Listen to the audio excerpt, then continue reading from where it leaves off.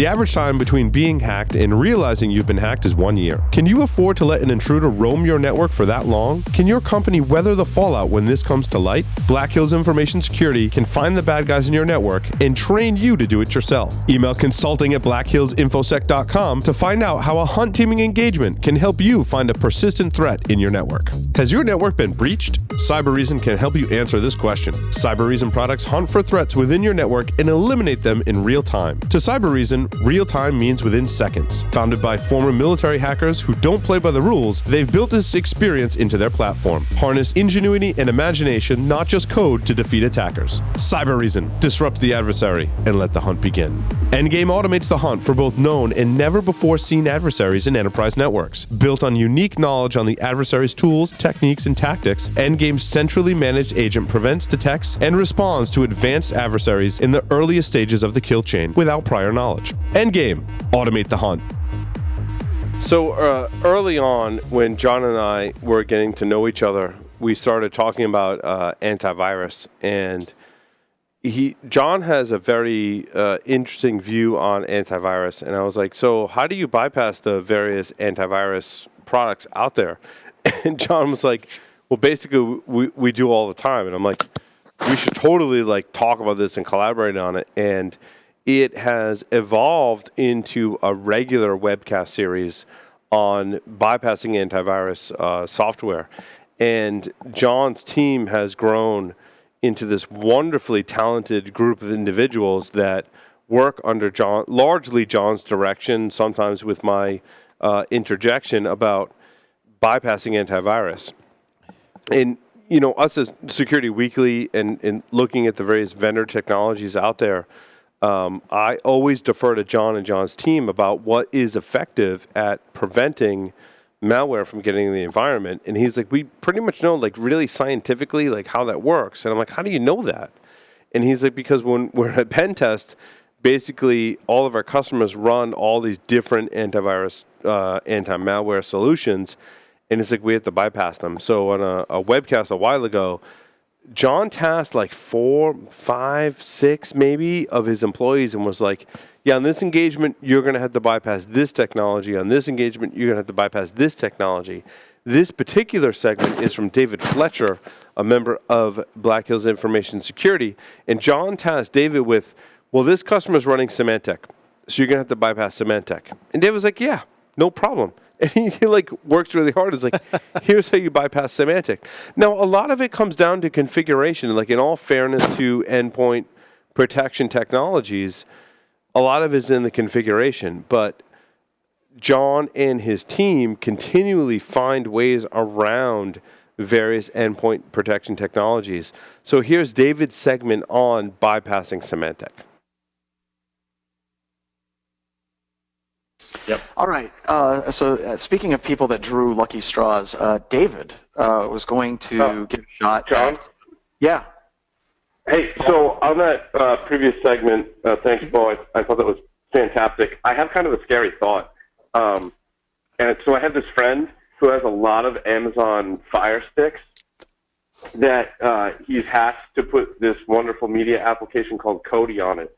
In order to do that, you have to enable the ADB, I call it ADB, but it's not, the debugger, the Android debugger, and you have to allow installation of third-party applications on the Fire Stick. Now, my friend says that when you install an application, there's no authentication process whatsoever. You just plug in the IP address of your Fire Stick or your Fire TV, which is an Android device, and you can install an APK, whatever you want on that.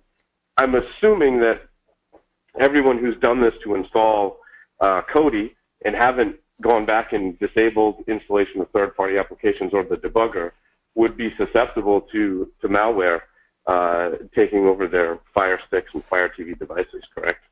Yeah, and Paul, I think Bo can look into this too. I don't think we had time in the last assessment that we were doing, but Bo, weren't we talking about possibly doing a social engineering engagement where we could send people like Rokus or Fire Sticks that were already backdoored as well? Yep. Yeah. I think what Paul was mentioning though is like once you enable install from untrusted sources, it doesn't ask you for that again. So like he was saying, like you enable it the first time, you go to install any other third-party application, it doesn't question you at all. So and the debugger lets you install applications remotely. Now Roku is a closed platform. Firestick is an open, semi-open platform.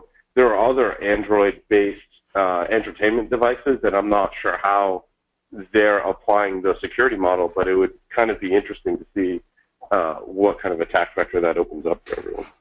All right. Very cool. And I think this just kind of goes into this whole Internet of Things computer security nightmare that we're all in right now. It seems like it's every week there's something that comes out that's just horrifying in how bad the security is. And it still goes back to, Paul, you had that website, I can't remember what it was, but you were standing that up like 6 years ago about these security issues for a lot of these tools, and it just kind of died. But now it's a big deal. All right. Moving on to David. David, are you with us today? Seance. David. Can you hear us? All right, he's here. David wins the award for the ugliest hat contest today. He doesn't have heat in his house, so he's got that hat that he has to wear. And he got Symantec. And one of the things that we keep asking about Symantec is, are they even trying? And let's see if Symantec is actually trying. So you basically had a fully patched Windows 64-bit system that you were going to try to play against, and you went from endpoint protection 12.1.6 and endpoint protection 14.0, current definitions, all of that set up and ready to go. The computer was protected, which is great. It's nice whenever it has the little checkbox that says everything's going to be okay. Now, what possessed you, David, to try two different types of malware? You basically created a 64-bit interpreter, and then on the next slide you're going to talk about 32-bit. What possessed you to try both of those? I just wanted to see if either one would work. Essentially, I wanted to create a control first. So I wanted to run a completely unencoded payload from both 64 and 32-bit, since I was running on a 64-bit OS, and more 64-bit OSs are being deployed. And it's crazy, but I didn't have to do anything with the 64-bit payload. So you would almost say at this point with the 64-bit payload that your control failed, right? Like you would hope as a control you would drop something on a system, it would detect it, and you could say that's something it absolutely should have detected. But in this situation, it didn't. So let's talk a little bit about your 32-bit payload. Once again, very, very simple MS Venom output, but this time it caught it. That's kind of strange, right? Oh, absolutely. Well, not really. It used the default template. So when it generated with the default template, it was pretty easy to identify as malware. Yeah, and this is, just so everybody knows, this is something that we see fairly consistently. Joff actually did a blog post about 32-bit payloads versus 64-bit payloads earlier in 2016, and talked about how a lot of AV engines, they seem to write a signature for something like 32-bit interpreter, and they're like, done. We don't have anything else that we need to do here, and then all of the other payloads are still able to slink by. But you have your control now in the fact that you have your 32-bit interpreter payload, and then you started going down the process of trying to bypass it, right? So you basically set it up, you put in an alternate template, you basically was a green shot installer that you decided to backdoor, and the -K option allows it, correct me if I'm wrong, but it allows it to execute the main executable and the payload together at the same time, correct? If it does work properly. When I did Green Shot, it didn't launch the actual Green Shot installer after it ran, but I went through and I think it was Install Builder I did use, and it worked just fine. Okay. But that's the idea, is with -K, it uses that as the template, and it should still run as normal. And then you got some pop-ups. You said it took about 10 minutes, and endpoint protection would say, hey, I saw an interpreter reverse TCP, and it blocked the traffic, right, for the next 600 seconds, which is, I guess, fine. So you were caught, and specifically, it looks like it was getting caught on its stager, correct? Yep. So as it was downloading Meterpreter, it identified it, I believe, in the IPS module. Okay. So knowing that it's kind of getting caught a little bit, you decided to switch over to some stage encoder. What actually led you to trying to move down to doing some stage encoding? It's just something that we typically do for trying to make sure that we're not caught on the network, because those network devices will see that payload coming across.